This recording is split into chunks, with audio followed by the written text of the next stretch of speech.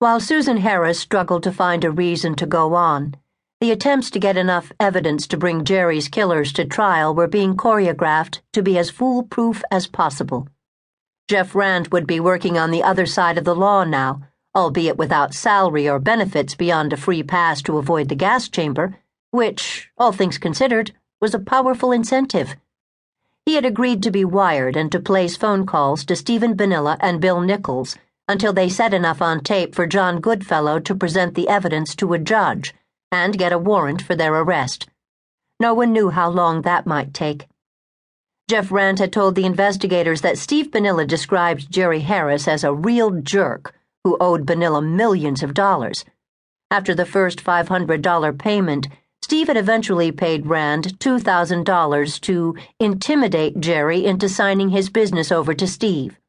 That, Vanilla said, was only a tiny percentage of what Rand would get when Harris was out of the picture. Rand said he believed at first that they were only going to scare Jerry Harris into doing what Steve Vanilla wanted. The planned murders in 1979 had never happened, and that had led Rand to believe that this time would be the same. Vanilla had promised him really big money. With his balloon mortgage payment hanging over him, it had been easy for Rand to go along with Vanilla's plans to intimidate Jerry Harris. "He put me and Bill Nichols up at this Motel 6 in Newark," Rand said. That was true. Pleasanton Lieutenant Gary Tollefson would spend an entire afternoon sometime later going through boxes and boxes of receipts at that motel. "Nichols had rented the room all right," Tollefson said, "but he registered under the name of Mickles, and he used a phony address in Salt Lake City one time. Other times he used his own name and brought Rand into the room so they wouldn't have to pay for two people." One receipt showed that the maids had figured out what had happened, and the management made them pay for two people. It was ironic that Vanilla was promising them millions but trying to save $3 a night on a motel room. When Rand and Bill Nichols talked over drinks at the Hungry Hunter during Jeff's first visit to the Bay Area, he realized that Steve had progressed far beyond even the murderous jealousy of 8 years before.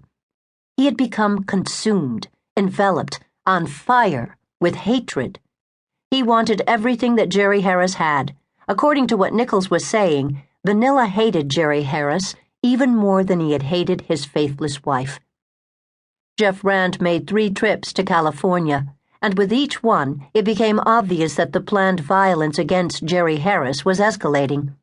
During most of the time Rand and Nichols spent together in various motels, pondering plots to destroy Jerry Harris, they drank, both hard liquor and beer.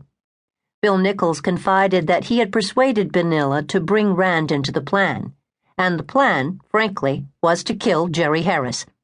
Nichols verified that this Harris had really screwed over Vanilla and owed him millions of dollars. Jerry Harris, he said, didn't deserve to live.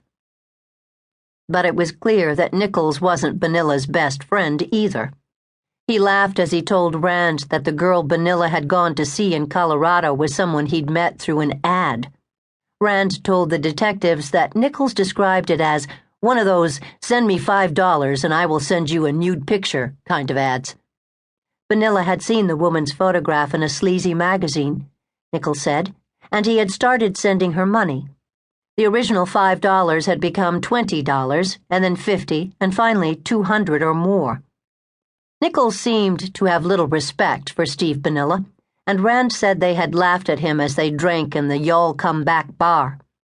Nichols had called Vanilla a doofus who was too damn stupid to realize that he was being taken by a hooker with a convincing sob story.